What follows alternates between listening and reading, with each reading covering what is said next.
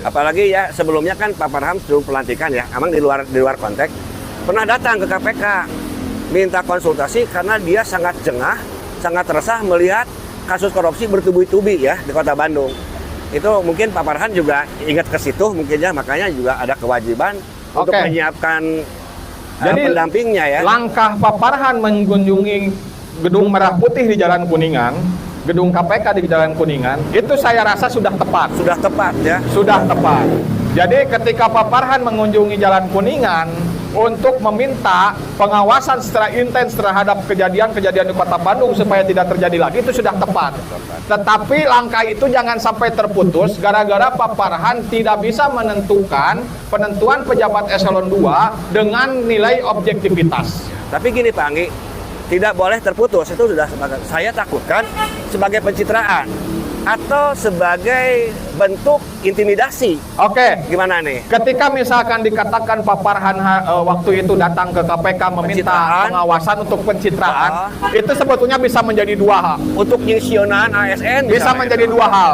Satu, kalau panitia seleksi ini dijadikan oleh Pak Farhan ya sebagai bentuk komitmen untuk menghindari KKN, maka saya rasa perginya Pak Farhan ke KPK itu sebagai barang serius. Seriusnya? Barang serius. Ya. Tidak pencitraan. Tidak pencitraan. Oke, saya ulangi. Ketika Pak Farhan kemarin datang ke KPK, jadi ada dua jawaban. Satu, barang serius. Dua, barang dagangan. Barang dagangan. Ya. Kalau barang serius, ketika Pak Farhan kemarin pergi ke KPK meminta monitoring pengawasan yang lebih intens terhadap Kota Bandung supaya terhindar dari korupsi lagi, dari kasus korupsi, itu digambarkan salah satunya dengan penentuan eselon 2 hari ini.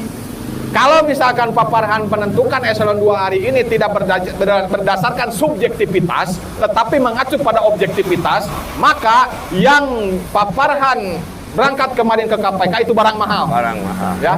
Tetapi kalau hari ini tidak dibuktikan dengan kegiatan-kegiatan yang mencerminkan itu barang mahal, saya nyatakan itu barang jualan. Ya. 3 hari ke belakang, saya me-WA 5 orang kabid, 2 orang kadis. Lucu tuh, 2 anak kadis ngabales ke orang. Tapi kabid 5 tengah balas ke orang. Tapi memang candi blok kan? Tak candi blok, padahal anu ditanyakan ke orang tentang perizinan. Perizinan, betul. Bukan menanyakan tentang hal di luar kepentingan birokrasi. 2 kadis itu kooperatif menjawab. Ya, saya rasa, saya tidak akan sebutkan kadis mana ya. Nah, saya rasa pelayanan sekecil ini, hari ini, kami PMPR bersurat melalui WA. Dibalas oleh Pak Kadis tersebut melalui WA dan ditandatangan elektronik, kemudian berlogo Pemkot Bandung. Saya nyatakan pelayanannya sangat bagus.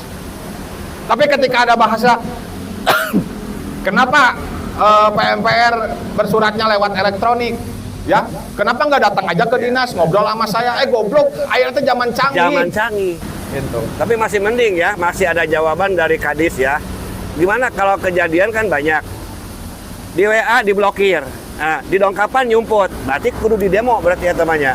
Ketika ada pejabat publik yang di WA tidak ngebalas, didatangan tidak menemui, saya pertanyakan, Anda lagi menyembunyikan jabatan, apalagi mempertanggungjawabkan jabatan?